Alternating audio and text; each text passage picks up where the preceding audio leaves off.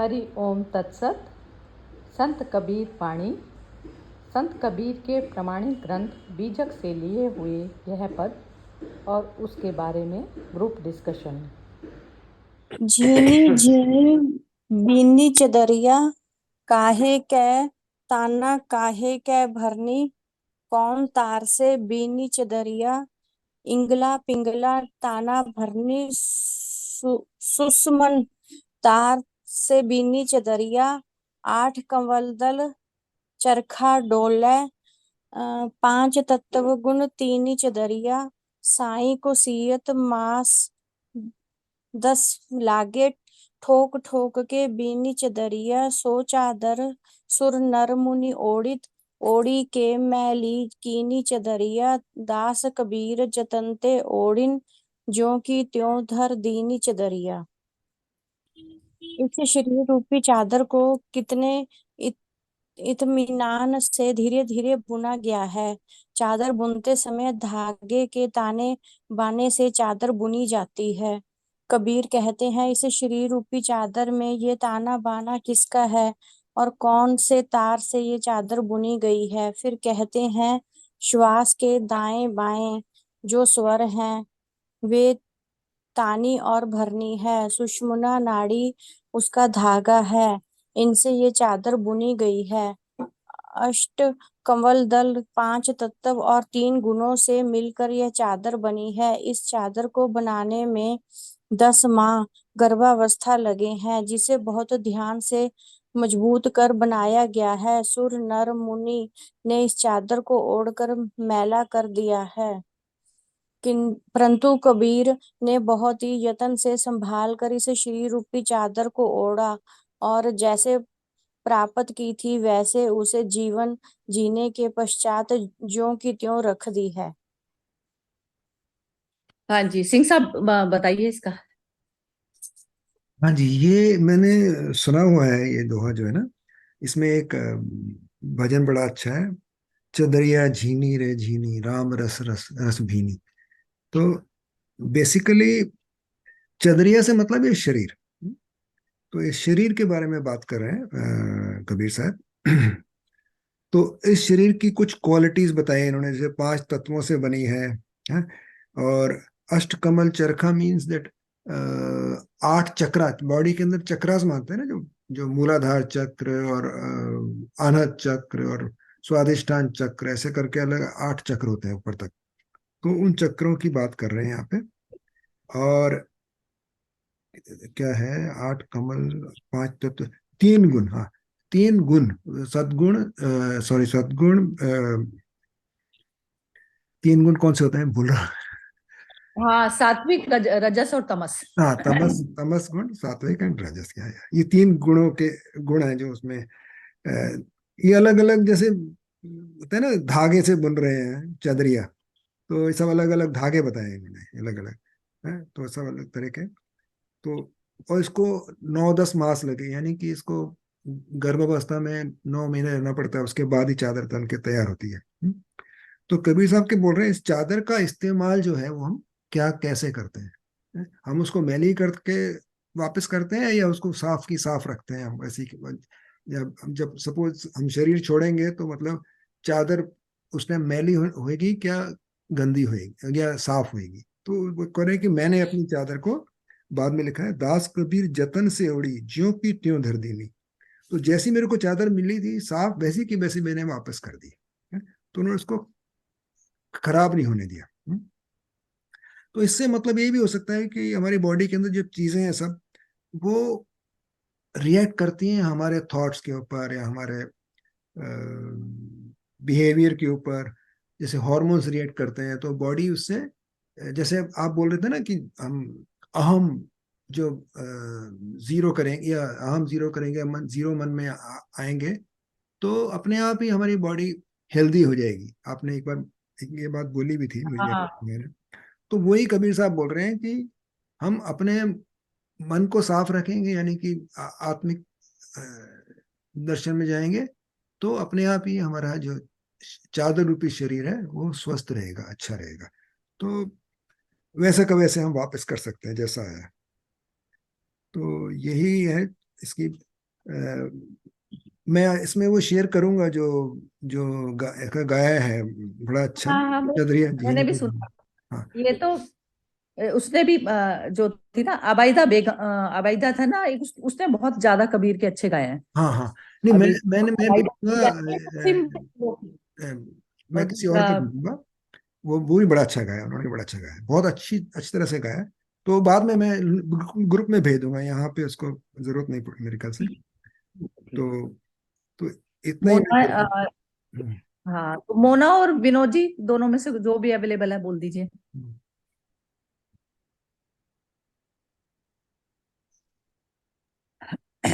हाँ, ये मतलब वो शरीर का वो जो जैसे चादर बुनते हैं उसी के साथ कम मतलब वो करा है।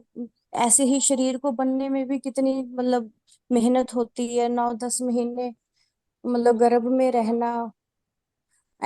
जैसे चादर बनने में इतनी मेहनत होती है ऐसे ही शरीर को बनने में पूरी मेहनत होती है। उसके साथ कंपैरिजन किया कबीर जी ने।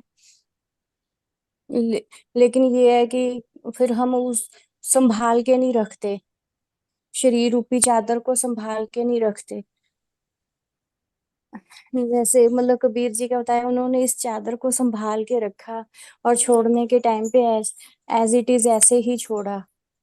लेकिन इंसान नहीं संभाल के रखता, चादर मैली हो जाती है संसार के उसमें मतलब। हाँ ठीक है। ठीक है, मतलब इसको दो तरीके से बताया जा सकता है। चलिए अभी विनोद जी का पूछते हैं, क्या क्या बोलते हैं। सिंह साहब ने बिल्कुल सही कहा कि चादर जो है शरीर है। और जैसे कहते हैं जब बच्चा धरती पे आता है तो बिल्कुल ही वो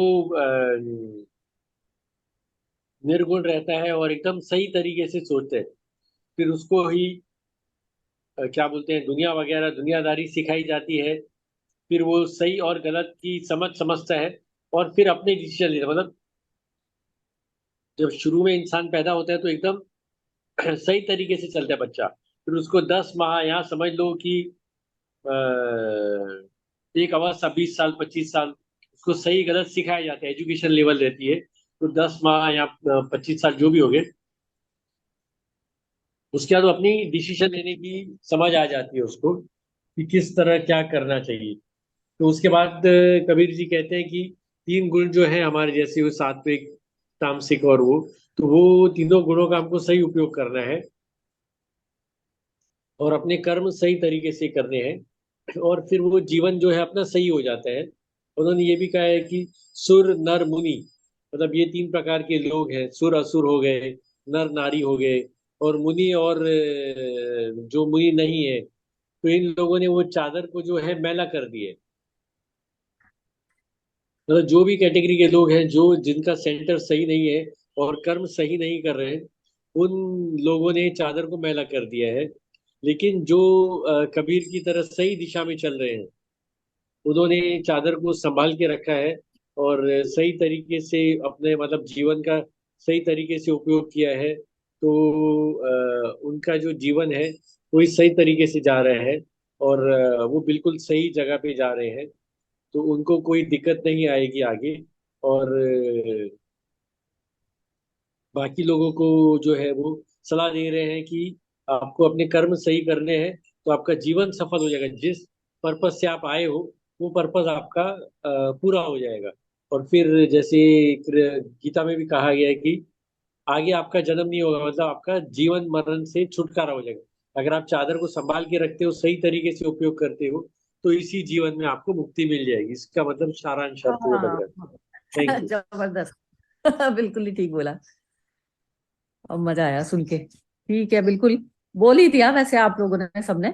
तो ये यही है कि ये जो चादर तो हो गई बॉडी, लेकिन ये चादर को जब मनुष्य अपने उसके लिए इस्तेमाल करता है कि मजे के लिए, तो वहीं पर कहानी खराब हो जाती है। बस यही चीज है कि आप जब सेंटर से डील करेंगे, सेंटर से क्या चीज हो गई कि मैं चादर नहीं हूँ, मैं चेतना हूं। तो जब चेतना स्वरूप में बैठकर जब उस चादर का इस्तेमाल करेगी तो वो ठीक करेगी, क्योंकि वो कोई भी कर्म उस शरीर के लिए शरीर के जीवन यापन के लिए तो करेगी, लेकिन शरीर को भोग की तरह से इस्तेमाल नहीं करेगी कि मुझे ये चीजें चाहिए।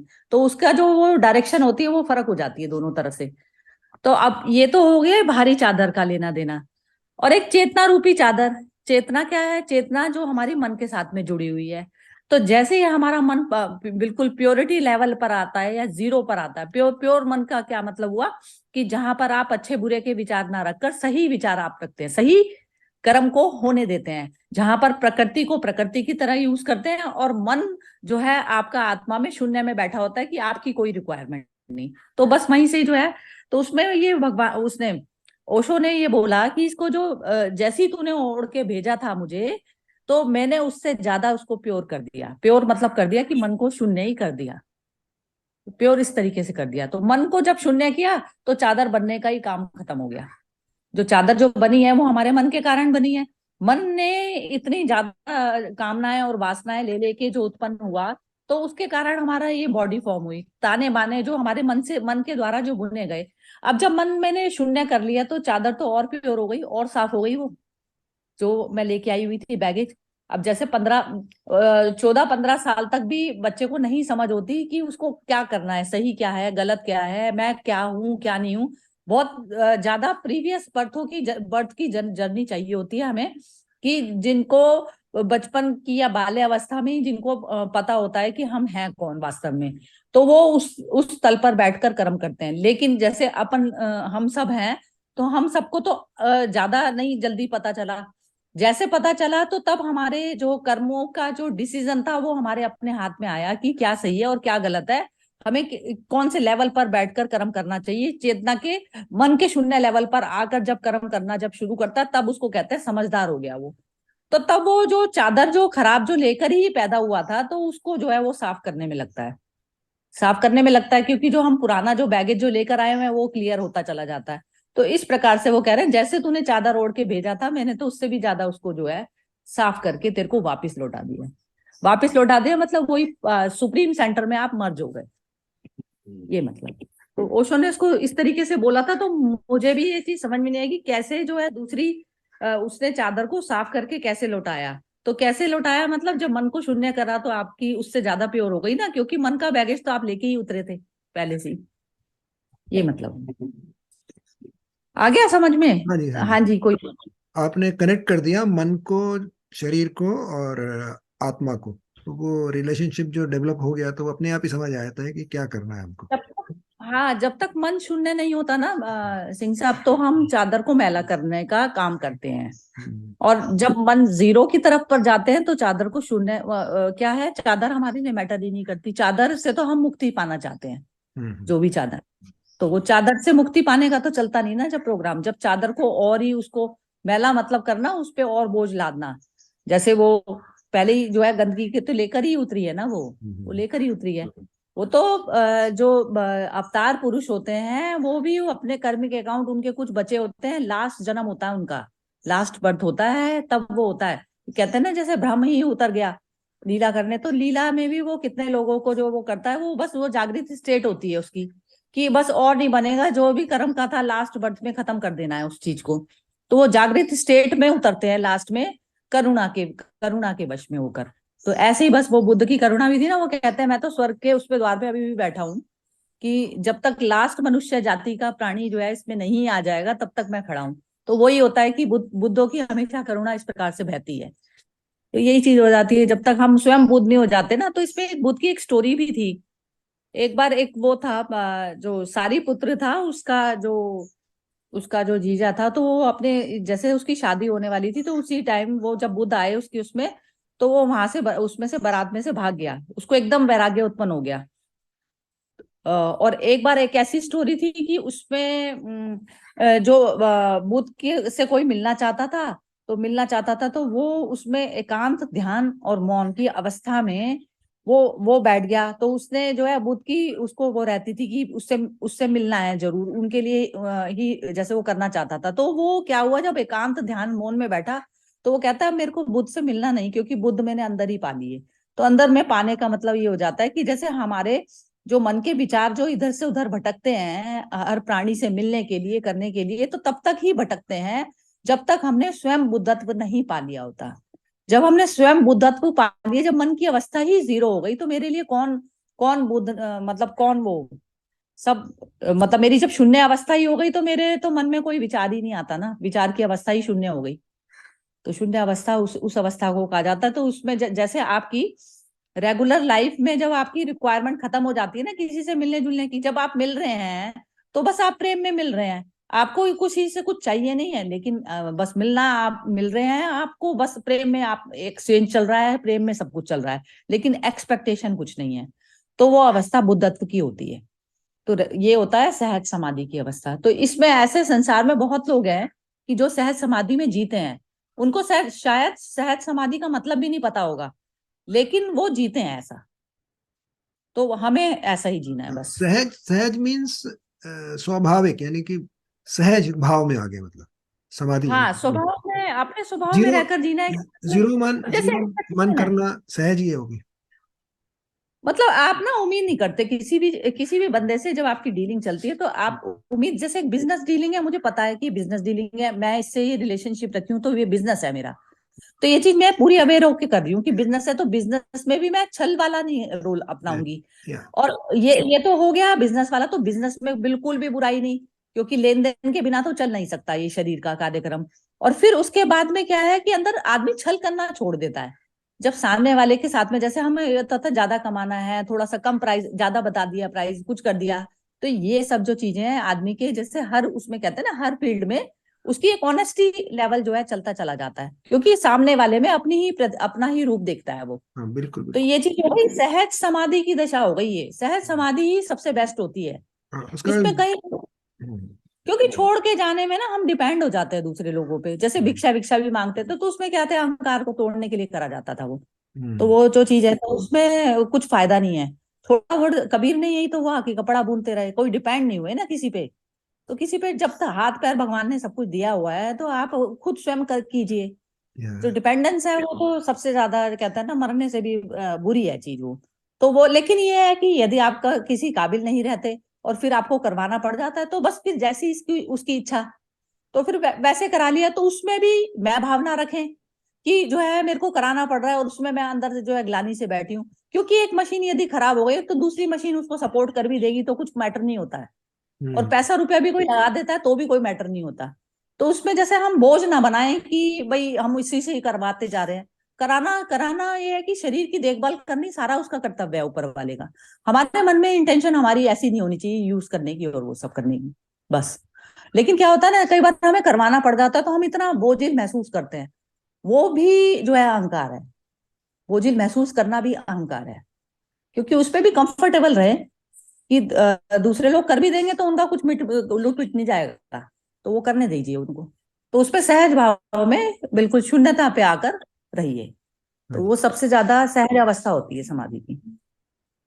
चलिए, बिल्कुल बहुत बिल्कुल। अच्छा था, वैसे ये दुआ बहुत बढ़िया था आज का। हाँ, बहुत अच्छा। मैं चलिए, इसका वो हर्षल पुलेकर जी का मैं भेज दूंगा एक वीडियो। हाँ हाँ हाँ, वेरी बिल्कुल, नाइस। जो आप ही हाँ हाँ बिल्कुल ये भेजना सांग चाहते हैं वेरी भेजिए। वेरी वेल, मतलब अच्छा गाया उन्होंने। और वो उसमें बहुत क्या बोलते हैं, कुछ वर्ड्स अलग होंगे इससे, क्योंकि I don't know some time. नहीं नहीं, वर्ड्स वगैरह सिंह साहब, आप वर्ड्स का तो ऊपर, वर्ड से तो ऊपर ही चले गए। पर मीनिंग वही वर्ड है। वर्ड हाँ, में जैसे मीनिंग आप वही। समझिए ना कि यदि हाँ, कोई संगीत बज रहा है और आपको यदि वो अच्छा लग रहा है, तो उसमें तो आप भूल गए ना। तो हम्म, शब्द वगैरह, तो शब्द वब्द की तो डिक्शनरी ना, ये तब तक ही चलती है जब तक आप अटके पड़े हैं ना संसार में, तब तक पता चलते हैं कि बिल्कुल बिल्कुल इसने ये बिल्कुल। कह दिया वो कह दिया। या, मैं तो शब्दों पे जाती नहीं, मैं देखती हूँ प्रेम की भाषा की, किसने क्या प्रेम से बोली। शब्द वब्द किसी के खराब निकले सही अच्छे बात है। निकले मैटर प्रेम, नहीं। प्रेम में शब्द है ही नहीं कुछ। हाँ, तो वो चीज है। तो संसार में मौन, जैसे आप डीलिंग भी करते हैं ना, तो मौन, कई लोग मौन, होते हैं शब्दों को पकड़ के बैठ गए कि मौन। ऐसी टोन में बोल दिया, वैसी टोन में बोल दिया। अरे हम्म, बोल दिया बोल दिया, मतलब अंदर से भाव तुम देखो ना, किसी के क्या है क्या नहीं है, कौन तुमसे क्या चाह रहा है क्या नहीं चाह रहा, ये चीज देखनी पड़ती है। तो इजी लो जिंदगी को, इतना ज्यादा ना बोझिल बनाने की जरूरत नहीं होती। बिल्कुल बिल्कुल जीरो पे बिल्कुल। रह के जब करेंगे ना, तो हर चीज को खत्म करना जानो कि हर क्षण क्षण में किसी ने कुछ कह दिया नहीं कह दिया, उसको जीरो करो और आगे बढ़ो, बस खत्म। हमको ना फीलिंग्स को नाम नहीं देना है। जैसे बिल्कुल। जेलस हो गए, या अलग फीलिंग है। और किसी ने प्रेज कर दिया तो अलग फीलिंग है, या किसी ने हाँ हाँ डांट हाँ दिया तो अलग फीलिंग है, किसी ने गुस्सा किया तो अलग फीलिंग। फीलिंग को कुछ नाम नहीं देना है। एक एक बड़ा क्या अच्छा है जैसे सॉन्ग भी है बड़ा अच्छा सॉन्ग है। हम इनको हम जैसे हमने इंटरेक्शन करें हाँ तो आपका मेरे से मिलके आपको मिलके जैसे क्या होता है ना, जैसे कहते हैं ना फूल खिले। अब प्रकृति में सारे दृश्य ऐसे ही चलते हैं ना। हम्म, एक ने दूसरे को देखा, सूरज ने उसको देखा, हम्म, चंद्रमा ने प्लांट्स को देखा, तो उसमें क्या होता है, एक दूसरे में उमंग आती है ये सब चीजें। तो प्रकृति में तो सब चीजें खिलती बुझती रहती हैं। ज्यादा धूप आ गई तो फूल कुमला गए।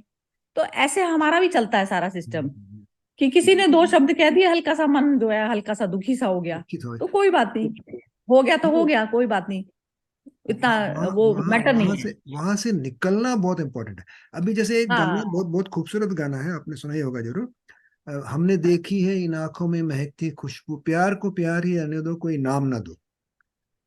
तो हाँ फीलिंग बिल्कुल। को फीलिंग रहने दो, कोई नाम ना दो। तो नहीं, बिल्कुल नाम ठीक नहीं है। दोगे तो अपने आप ही वो फीलिंग को आप एडजस्ट कर पाएंगे, यानी कि आपको इंसल्ट फील नहीं होगा, या आपको जेलस फील नहीं होगा आपको। ये बहुत फर्क पड़ेगा, उसको नाम नहीं देना हमको। वो फीलिंग्स को नाम दे देते हैं, इसलिए हम उसमें फंस जाते हैं।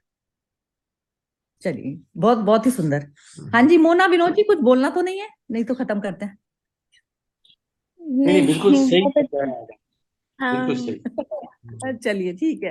ओके जी, जय श्री कृष्ण। ओके जी, जय जय श्री कृष्ण। जय जय श्री श्री कृष्ण। कृष्ण। हरि हरि ओम।